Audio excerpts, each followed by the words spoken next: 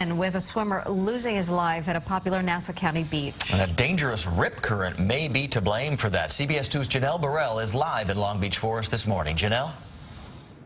Well, Brian, it's not clear if that rip current is what actually caused that man to lose his life. But regardless, authorities are urging swimmers, especially those on Long Island and along the Jersey Shore, to be extremely careful with those rip current warnings in effect this week. They're especially telling people to stay out of the water if lifeguards are not on duty.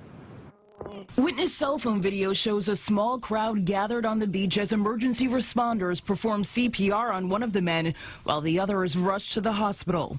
For those on shore, a difficult scene to watch as crews did their best to save them. I never witnessed something like this before. I don't ever want to witness it again. One of the men survived. The other, a 26-year-old from Brooklyn, died. The drowning happening around 6:30 Monday evening, just a half hour after lifeguards went off duty. People on the beach say that the men were in the water despite lifeguards earlier warning beachgoers to get out on a day that the National Weather Service had warned about strong rip currents. It can seem like the ocean is fine, but it changes in a second.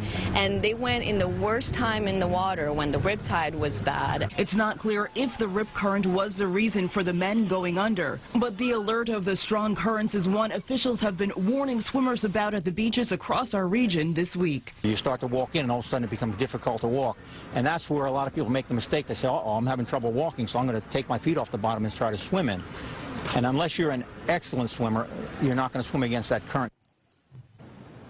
And again, with those rip current warnings in effect, authorities are urging people to stay in shallow water and close to shore, and of course not to get into the water when lifeguards are not on duty. As for the man who died, so far his name has not been released. Reporting live this morning from Long Beach, Long Island, Janelle Burrell, CBS 2 News. Very unfortunate, Janelle. Thank you. Now